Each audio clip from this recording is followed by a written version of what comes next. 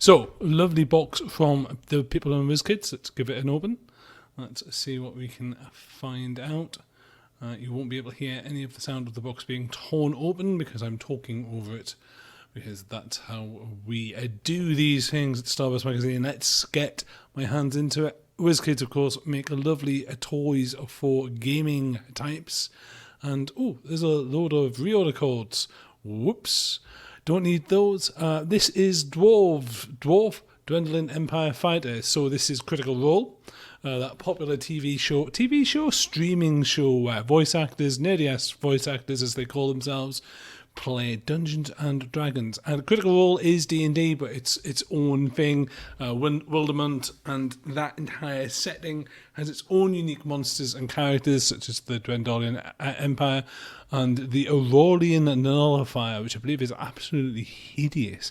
That's kind of nice. I like the look of the Shadow Priest. We're going to go through the whole box, take a look at those various bits and pieces. This one has the water effect that WizKids love, and that is a Gleam Stalker. We'll take another look at that later in a moment, but the Gleam Stalkers are just this fantastic atmospheric monster. If you've ever seen Critical Role, you'll remember, another one, Orion Reverser, which is just a brute. Also, you could use that probably as a big goblin-y monster if you weren't running a Critical Role inspired game, of course. It's entirely up to you.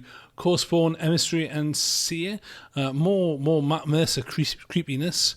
And again, some beautiful design there. We're kind of whizzing through them. Corespawn are, again, quite chilling if you've ever actually seen the show, but they're also just generally a really nice monster. Let's see what else I can find. Lotus Den Halfling Ranger. Well, halflings. Halflings are not quite what we're looking for, is it? Pallid Elf Rogue and Bod. Pallid Elves, of course, being another variant of the elven races that you find in D&D. More Dwendalians. These are humans, because everyone loves the guards. And a Goblin Sorcerer and a Goblin Rogue. Let's see, I'm less interested in the Sorcerer, and I'm not interested in the Rogue, of course, not being a character from Critical Role who happens to be a Goblin. Or is she? Big stuff. Let's pull out. This is a beauty. The Savann Basilisk. It reminds me, it's an aquatic beast, but it reminds me a lot of the purple worm that came out a little while ago for D&D through WizKids. Here is a Concord Cleric. That looks like a lot of fun to paint. I do like a good Morning Star and a good shield that you can put all sorts of designs on when you want to. Husk Zombies, again, more Matt Mercer creepiness. Husk Zombies are actually kind of cool. Gravitasian Chronomancy Wizards, again with that kind of disc effect, that see-through effect. Chronomancy and Gravitasia are unique to the Critical Role setting. Ravenite Barbarian. Again, that's such a cool looking lizardy monster. And again, you can use these in other campaigns as well. But if you're a Critical Role fan, you're going to go for it. Half-elf Azores Paladin.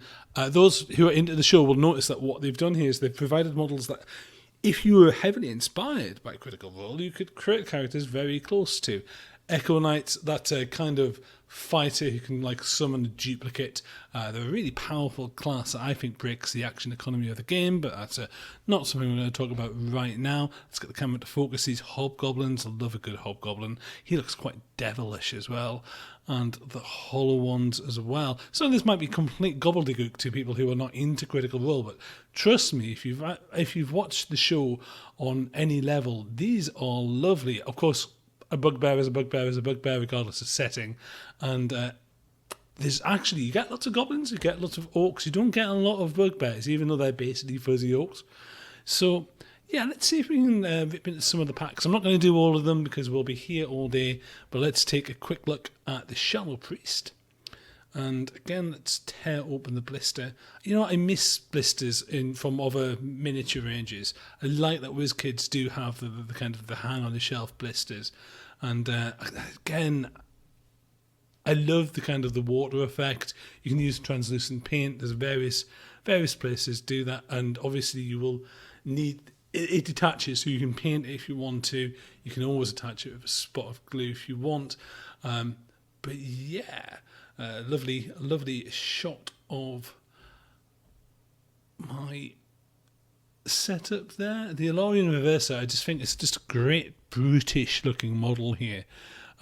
Look at him. He is. You can paint that any number of different ways. You could give it stripes. You could make it look like a kitty cat. You could make it look like a big goblin golem-y thing.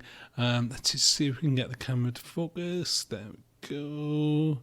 And let's see what else we can grab. We've got all sorts of lovely goodies here. And as I say, Gleam Stalker, of course, it's got to be the Gleam Stalker. Again, gloriously creepy monster is the Gleam Stalker. I think it's fairly high challenge rating as well. And, you know, it's got this hideous shriek. And it's just, I mean, ignoring the critical role stuff, it's just a nice monster with these weird kind of shadowy translucent wings that, again, you could use like a contrast paint or something along those lines to kind of bring out the kind of translucent qualities. Again, Savant Basilisk, WizKids are really good at these kind of long, snaky, creepy models. And again, with the plastic special effect there that just lets you do what you need to do with that kind of build. In this case, it's all glued in. It's all kind of one piece. There is a base that comes with it as well, in case you care about bases, depending on what system you're using and depending on what kind of game you're playing, and that'll tell you what the model is as well. But honestly, you don't really, if you're creating models and you're using these to like build scenes or build adventures, then it's not really as interesting. As I said when we were just unboxing all these bits and pieces, I am a sucker for hobgoblins. I don't think they get nearly enough love. Those and bugbears just don't get the right sort of goblin-y love. And look, he just looks wizardy and kind of wise and also hobgoblin-y as well. Let's see what else we can find, because there's some absolutely lovely here again. Goblin Sorcerer and Rogue. I made the joke about not, let's be honest, Sam Riegel's character on Critical Role is just par excellence, and that performance is beautiful. And if you wanted to have your own version of Not and paint it up so you could have a wee goblin, let's see if we can get a good close look. Apologies about my fingers there. But yeah, that's a lady goblin, all right. And that's a lady goblin sorcerer throwing magic around everywhere. That's kind of cool. So that's the Critical Role range. They're all unpainted. Let's just bring out the Gleam Stalker again, because my goodness, it's a scary beast. But yeah, they're pretty much out now. You can find them where you find models, which is for a lot of you online. And they're great, and they're reasonably priced, and a great project for fans and geeks alike.